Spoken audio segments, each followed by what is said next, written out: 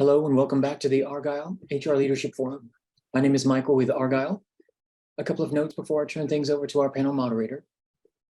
First, a quick reminder to stop by our sponsors' virtual booths at any time during today's event and for the following week. Our partners are committed to providing you with valuable content and a great overall experience. At any time during today's event, you can visit their virtual booths from the main agenda page, which include complimentary materials, information, and meet and greet opportunities. Now, to ask questions throughout the session, simply type into the Q&A chat. We will address your questions at the end of the session. Now, without further delay, I'd like to introduce our moderator, Jenna Filipkowski, PhD, Organizational Effectiveness Consultant with the Federal Reserve Bank of New York. We're excited to have Jenna and our panelists with us for a panel discussion titled Managing and Building Engagement in a Remote Workforce. Jenna, welcome back, and thank you so much for being here. Over to you. Thank you, Michael, and thank you, Argyle, and of course, thank all of you for joining us. It's my pleasure to be moderating Argyle's last session of 2022. And just a side note, my views and opinions I expressed today are my own and not that of my employer. And I want to spend a few minutes to welcome and have each of them welcome and introduce themselves to you all. And I want to add a little question onto that. So please say who you are, where you work, what you do, and tell us what's the greatest challenge for creating a workplace where hybrid employees are engaged and productive. And you only have to pick one challenge, which I know might be either easy or hard to do. So Megan G, could I start with you? You absolutely can. So my name is Megan Gregorczyk.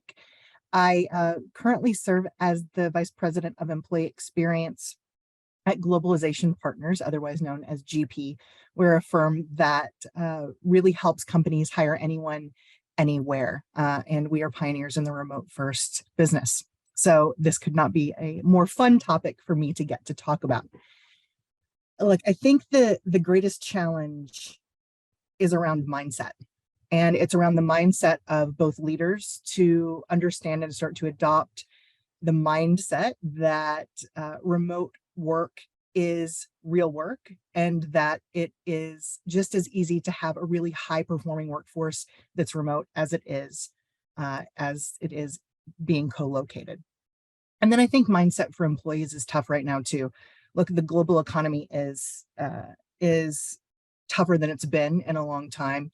Especially in the tech sector, we're seeing a number of layoffs across the year. We've seen those, and it puts a lot of uncertainty in employees' minds. And so there is a tremendous amount of resilience and agility needed by employees to keep themselves focused. So for me, it's the mindset of both leaders and employees. Thank you for that. Monique, can you go next? Absolutely. Hi, good afternoon, everyone, or wherever which time zone you're in. I am Monique Jefferson. I am the Chief People Officer for Community Preservation Corporation, otherwise known as CPC. And when I think about the question around what is our biggest challenge, similar to what Megan G said around mindset, I would add to that or build upon that to say, really, managers and leaders and supporting them and them understanding how do you manage hybrid dispersed teams.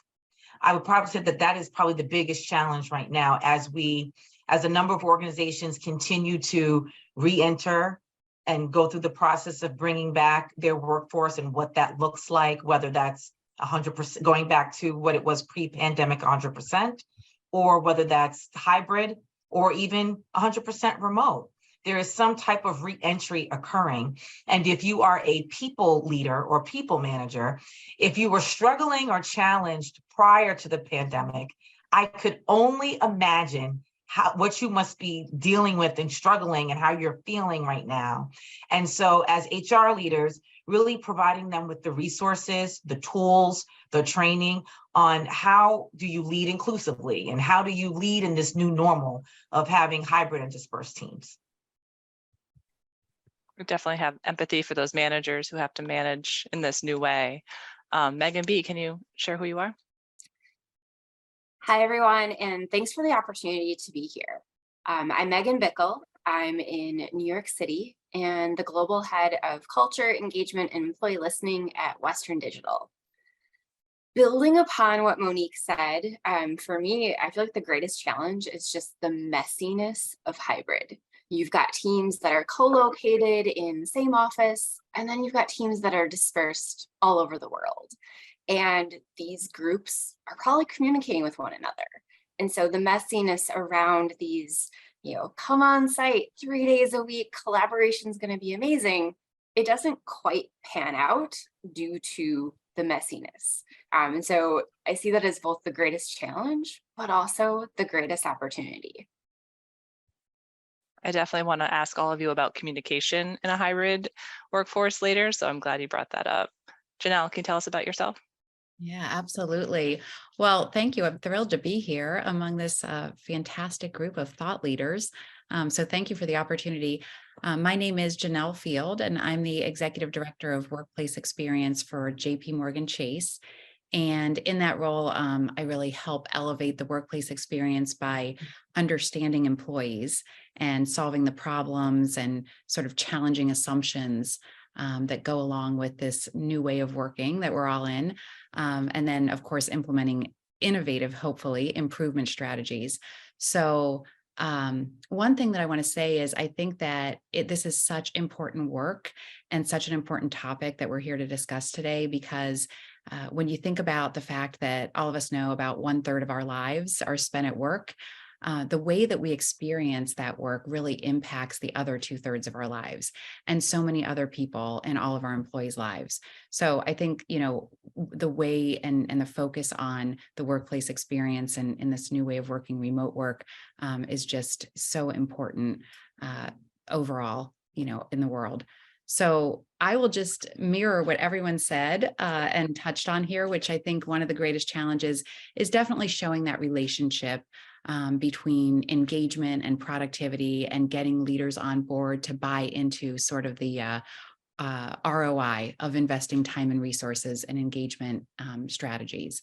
So you might get one or two, but to really get everyone sort of rowing in the same direction and getting all of those stakeholders to champion and prioritize those efforts can definitely be a real challenge. Thank you all for that. I know another challenge recently or this year has been retention, and we heard the Great Resignation. And I'm curious to your perspectives on retention in a hybrid or remote workforce. And is that any different, if at all, from the way if you had an all in-person workforce? So any thoughts on retention strategies in the hybrid model? So I'll start off by saying fundamentally, no. With regards to retention, whether you have employees that are on site, full time, or whether you have hybrid, or whether you have employees that are 100% remote, fundamentally, what you do for them shouldn't change with respect to retention. And so you should still be using the same processes and approach to create workplaces and culture that's inclusive, right? Where employees have a sense of belonging, where they feel they have psychological safety. You should still be developing or having strong leaders and managers that are developing their talent, communicating to their talent, right? So that employees have a sense of connection, and managers and leaders are being empathetic. And really what it boils down to is that employees want to know that you care, right? And so whether, those were still the same issues pre-pandemic as they are now post. And so that doesn't change. So fundamentally, that's why I said no. What may change is the application or how you're applying it. You might have to adjust and tweak accordingly based on the current state of your workforce. So how you go about doing it will adjust and change for someone that is 100% remote versus someone that is back to on-site full-time. So I agree. It's interesting. We said the words, the Great Resignation. And when you think about the last probably 2.5 years specifically, and the media and the headlines that we've all seen as HR practitioners, there is an element of drama and clickbait to all of this, right? We've got the Great Resignation and we've got quiet quitting, and it's always something else. And look over here. And I think that the real crux of the challenge is that we're not really being authentic to getting brilliant at the basics, because the basics are what hold employees emotionally connected to a job, to a company. If employees are connected to the mission of a company, we know that that does tremendous amount for retention, whether they're co-located, whether they're hybrid, or whether they're remote. We know that if they're very clear about what great looks like in their role and what the success metrics are, those are also elements of retention and career aspirations, helping managers understand and ask the right questions about what next looks like for an employee and how to get them there.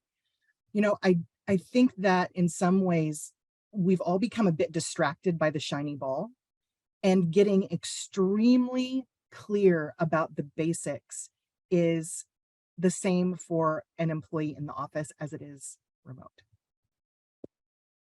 So back to the basics, back to the fundamentals. And I think, would you agree, Megan, when Monique said the basics, that showing that you care is essential as well? Absolutely. I mean, goodness, yes. When you look at organizational psychology, it's rooted in human psychology, as Janelle, knows better than any of us in her work. And how we really think about how we help people both feel like they belong somewhere, that tribalism is something that we all seek as humans.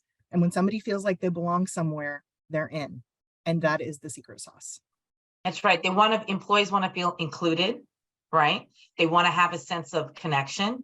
And then what I will say is what has become more of a focus over the past 2 years, leading with empathy, right? Which basically just translates to your employees just want to know that you care.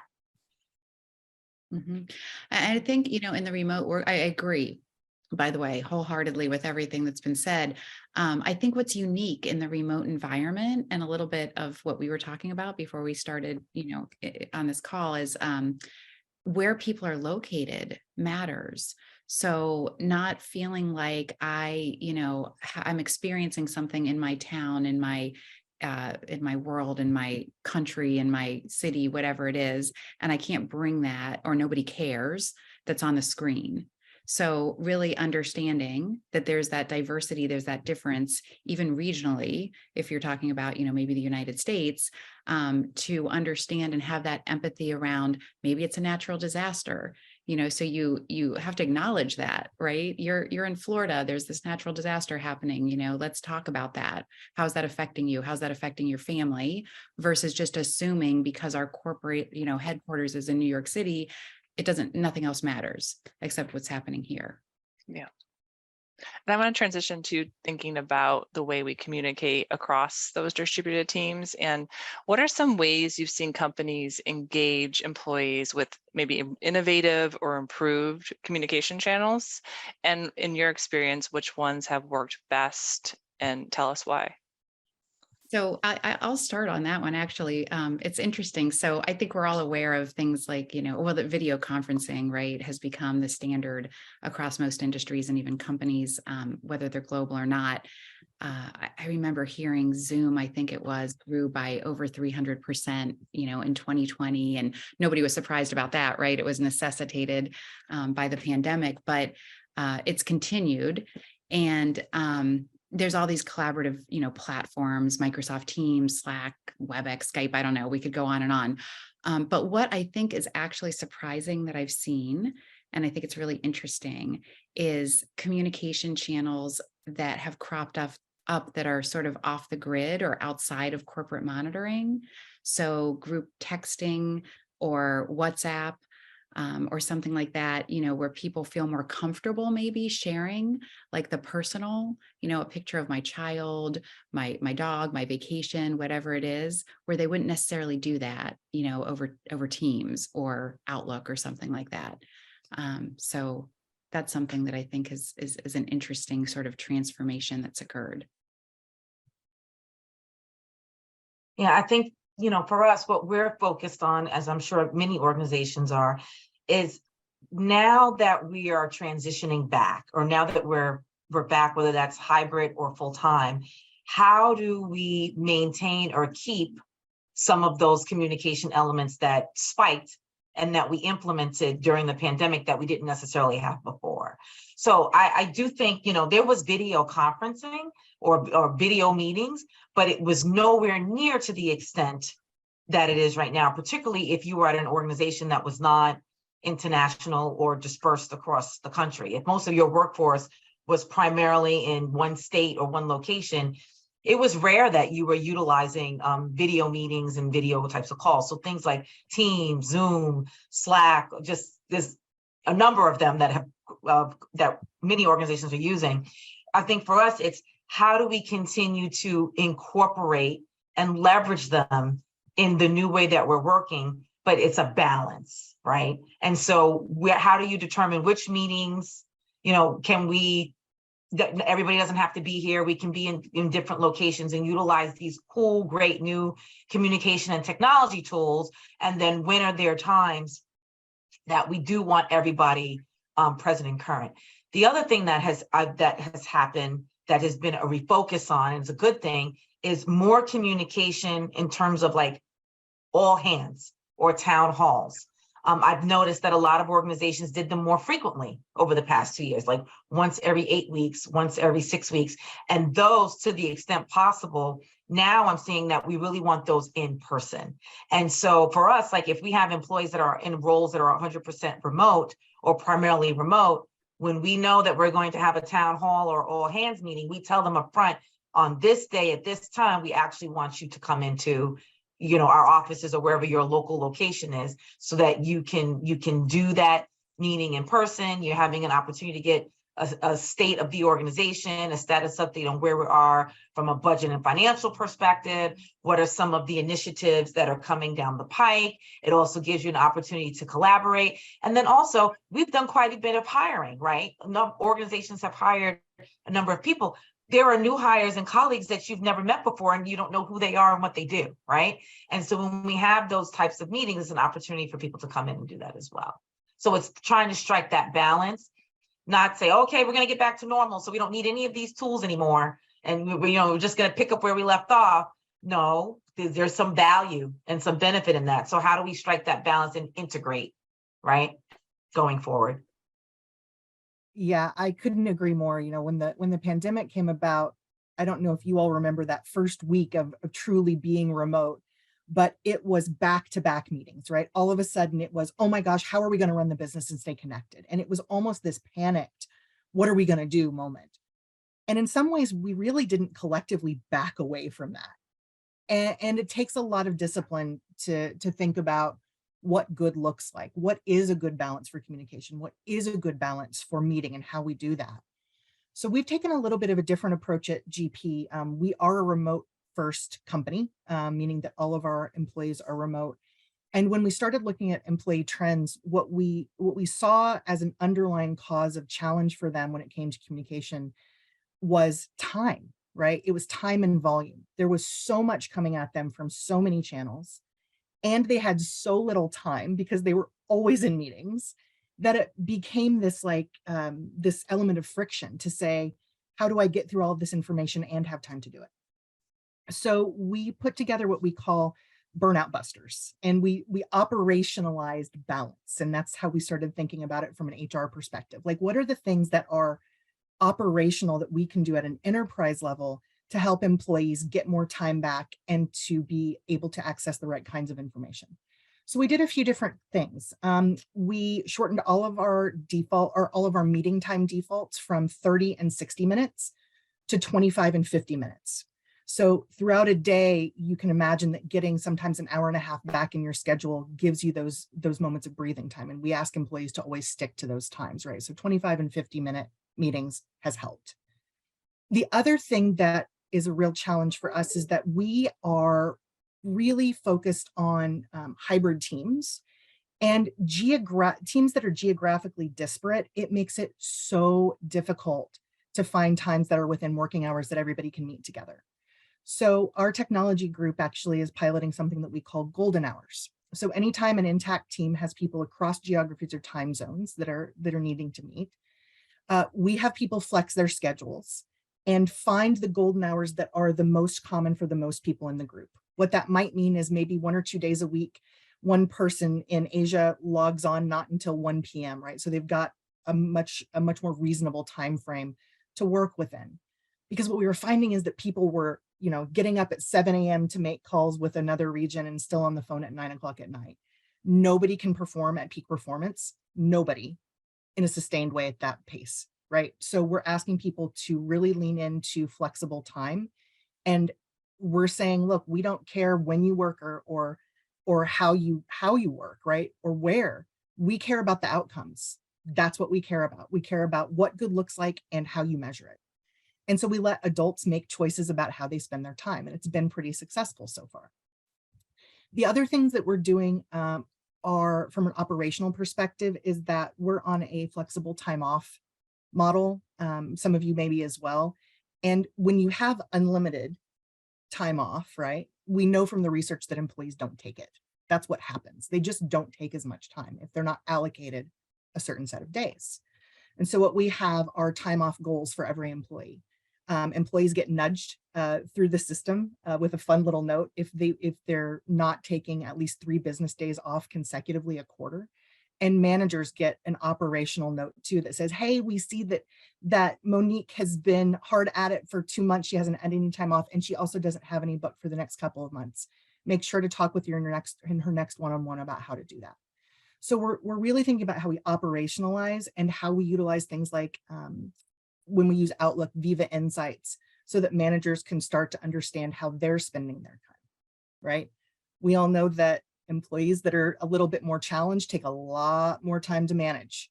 And what Viva Insights does for us is that it gives managers a way to say, here's who I'm spending the most time with per my calendar, right? I've spent 25 hours with Sasha over the last 2 weeks, and I've spent 2 hours with Bob. And is this really the best way to manage? So giving people data and helping them make decisions and operationalize their time is something we're leaning into a lot. Thank you for sharing that. And I would love to go deeper into the data and the measurement perspective, especially measuring engagement and productivity. I know Megan Bickle, you're an expert in this area. Can you share some of the things that your organization is doing when it comes to hybrid measurement? Yeah, and I'm so glad that this is a question that we're talking about, because what we often hear are, some companies are looking at, does hybrid work for us based on the number of cars in the parking lot, or, an executive walking the floor to figure out, like, does it feel like it did before 2020, which we all know that was over 3 years ago. No, it's not going to feel the same. So looking at, some of the opportunities that companies have in really setting metrics to gauge success. So just even having the conversation around like office utilization, like, okay, so if our hybrid policy is we want everyone that's within a reasonable distance from the office to come in on Tuesday, Wednesday, Thursday, well, let's check badge access. Let's actually measure this and see who is coming in and how long are they coming in for. And then even just asking them, so implementing more frequent pulses to ask people what brings you into the office, or pre-return to site, what are you most excited about coming into the office for? To better understand what is your company's value proposition around selling the return to office. 3 years ago, it was a no-brainer that most of us just went into an office without even thinking about it. And now our lives are forever changed. And so now it really becomes, well, what's the value? Like, I'm not just going to commute an hour plus to an office because there's great snacks. And so really looking at, okay, why do people want to come in? How can you bake that into your value proposition, but then also continuously pulse and measure that? We've all seen the pictures of the ghost offices where people are coming in on site, but going back to, the messiness of hybrid or working across teams, you're spending all day secluded in a conference room in front of Zoom when you could do that from the comfort of your living room. An organizational network analysis is an amazing tool to really uncover who's collaborating with who. So kind of building off what Megan was talking about with Viva and better understanding the makeup of networks. While I'm in an HR COE, it doesn't mean the only people I'm talking to are within my COE. So better understanding, okay, Megan's in New York. Who is she talking to? Oh, she's talking with people in London and Shanghai and San Francisco. So to better understand what that looks like, to then get at the, well, how do we engage someone like Megan, who probably doesn't matter what office she's driving into because she's going to spend most of her time on Zoom, to then you have that differentiated value proposition around, okay, hybrid is messy. Everyone isn't co-located in the same office and only collaborating with those people. Where do we have some flexibility to account for the realities of who we work with and how? So many opportunities, you know, with measurement around like basic office utilization and badge swipe data, and looking and leveraging Viva to look at how much free and busy time do people have? If the majority of my time is spent blocked in meetings, when does my work get done? And so really looking at assessing the current state to then devise, well, what are the metrics? How will we know if our current philosophy and policies on hybrid are working for our culture? And then also just the frequent pulsing and bringing employees along on the journey to engage their feedback on what's working and what's not, to continuously iterate. Mhm. Yeah, that's great, Megan. I've had a chance to work with some of those ONAs. They are fantastic. The visuals, the spider web visuals that go along with that. It's surprising too, some of the data around that, to see who you yourself collaborate with more than others. So it is really interesting what you're saying. And, sensors, occupancy sensors are another one that I know are becoming popular, which is just, how many people are using the collaborative spaces in the office, so you can actually have those sensors that show not necessarily who was in the rooms or, in those collaborative spaces, but was anybody, so to your point, it might seem to a senior leader or someone, I never see anyone in there, but then when you actually get the data, it's like, no, it actually is being utilized, pretty frequently. But I actually want to go back to something that Megan G said earlier around measurement and productivity. That's a little bit almost a counterpoint in a way, which is to say that just because we can develop the technologies to measure things doesn't necessarily mean we should, right? So the idea that, measuring output and not input, and going back to kind of that golden standard of, what is it that you're expecting that team to do? What is the role? What is the deliverable that those individuals have versus how they're doing it? And when I talk to managers about this, I like to say there's a lot of things. And when you think about the actions that people are expected to take, that employees are expected to take, that we don't measure, or that we don't necessarily, look at, even before hybrid became popular, so for example, getting to work on time, companies, managers, we don't tell employees how to get there, how long it should take, or what type of commute, to do. We just say you're expected to be at work, on time. And that's that. And then it's up to them how they get there, right? And how they produce that outcome. And it's the same, in a hybrid setting or a remote setting. So the way that someone's going about getting their work done, maybe they have, and this, I've heard this recently, maybe they have a favorite exercise class at noon on Thursdays, and then they log back in and they catch up on emails from 7 to 8 p.m. That's what works for them. That's part of that work-life balance or integration. And Megan G's point earlier about, health and wellness and well-being of individuals and, being really focused on that. I think that we need to really acknowledge the fact that we have great opportunities in this. We have great opportunities in these remote settings and these hybrid settings to have work and life be more integrated, and to let go of some of those ideas that we measure productivity by, assessing whether or not someone's sitting in a chair in the office. So, yeah. Yeah, I think this past few years, with all of the either challenges, but also opportunities to reimagine the way we work and how we work and how what outcomes we want to achieve and how we'll measure those. I think it's been really exciting to be in our field. At least I believe all of you believe that is true too. So I want to talk about going forward. Like, I know we're approaching the end of a calendar year. What are you focused on? What are you excited about as we approach 2023? I'm excited about doing less. And I know that that sounds counterintuitive based on this conversation. So my team and I took a really hard look at how much we did this year. And, you know, it's easy to get really excited about our work and understand that we're working for the greater good. And this is all on behalf of employees. And at the same time, we also have to realize that employees don't take jobs at companies to do work for HR. They take jobs for the actual job function that they perform. That's why they're here. That's why they want to be here. And so we're really going to double down on helping people become agile, helping people measure the right things in the right ways. And if I'm being really vulnerable and honest, to take ourselves out of the middle. I think so often in HR, we kind of put together all of these programs and these ways of doing things. And in some ways it can come off a little bit as a way to justify our own existence. And if we truly put the employee in the middle and say, what do they need? And what do they not need? Where's the noise for them?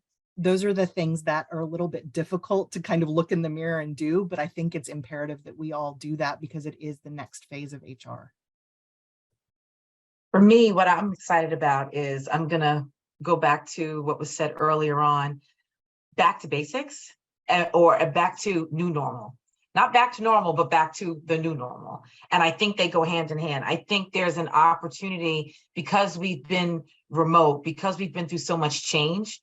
And now that we're re-entering and coming back, for some of us, myself included, I was like, we forgot how to do certain things. I was like, oh, that's what we used to do. Oh, that's what that looks like. Oh, that's why we did that, right? So I'm excited about getting back to basics and then defining what the new normal is so that we can be our best selves, we can be efficient, and, you know, how we're going to operate going forward. So. I love that phrase, the new normal, because I feel like almost 3 years ago, everything was, you know, future of work, unprecedented times. And so it's a great reminder of like the language we use and the intentionality of like the period that we're in right now. Mm-hmm. For me, I'm really excited just about simplification and integration. I feel like those are going to be my themes for 2023. Often the work that I find myself leading, the perceived end result to our people leaders is, oh, that's one more thing I have to do on top of everything else. And so how to get better at just simplifying, you know, leading engagement, having career conversations, managing performance, all while in the new flow of work. So it's possible that maybe there'll be a better outcome with engagement and all the metrics that we're assessing. So integration and simplification. Mm-hmm. Mm-hmm. Yeah, I'm going to steal some of these. I think I would say, you know, honestly, so this just launched this week. We have a new targeted listening strategy, and when we think about, you know, all the things we're talking about, what's most important to employees in the office, you know, how can we create in the hybrid setting, you know, sort of earn their commute, and how do we use the office differently? What's the new normal? All of those things. We were able to launch a survey with really actionable questions for employees on their perspective on the physical space, you know, how satisfied they are with different things like technology and lighting and collaborative spaces, amenities, et cetera, but also the experiences that they're having, you know, learning opportunities, social opportunities, networking, and whatnot. And so we'll really be able to see across a vast range of locations exactly where we should focus our efforts in the new year to really elevate that workplace experience in the way that's most meaningful to the employees. So that's what I'm most looking forward to. I just cannot wait to get that data back and hear what people have to say.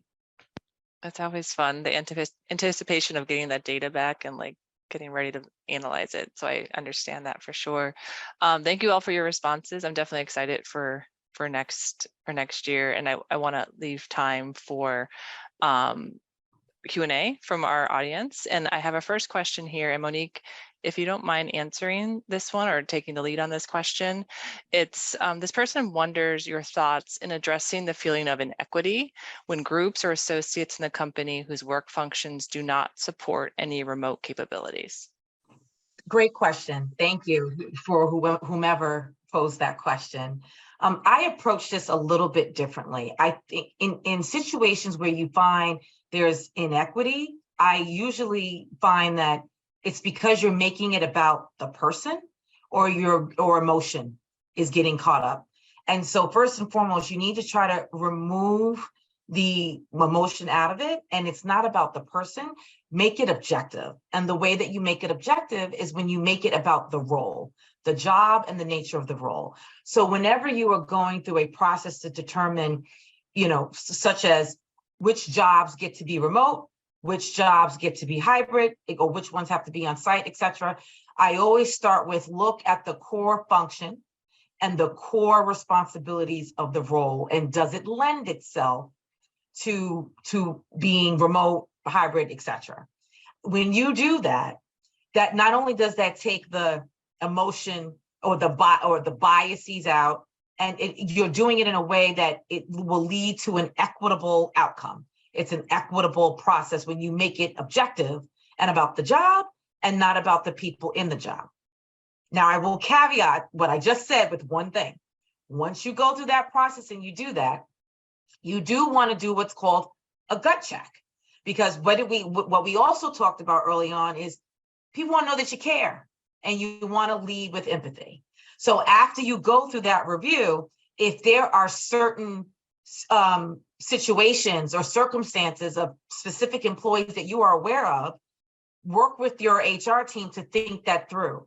Does this particular employee who's in this type of job need an accommodation? And if so, what type of accommodation is that? Because the other part of this, that, doing the review is just half of it. The other part of it is that you got to meet people where they're at, right? And so that you have high engagement, people feel a sense of belonging, they feel included, they feel connected, right? That's that gut check. That's that piece around, are we meeting people where they're at? Are we meeting their needs?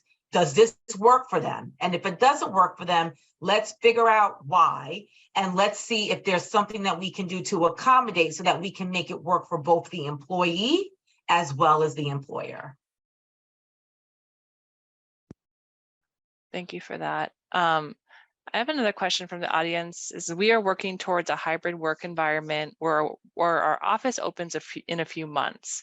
What are schedules or policies that work for you? Who would like to take that question?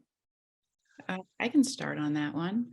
I think that, lessons learned, right? So if you go back very quickly without enough sort of setting the foundation and explaining to people kind of the who, what, where, when, how, it can be very challenging. So, chaos ensues, speaking from experience. So, because, you have pockets, some do it better than others. So if you have the ability to get change management on board, if you have access to people with that type of skill set, getting some change management going from the very beginning, or actually even before people go back, is really, really helpful. So laying that foundation, communication is key. So you really can't over communicate when you're going through such a big change like this, as to, what is happening, when is it happening, to whom, why, the why behind it.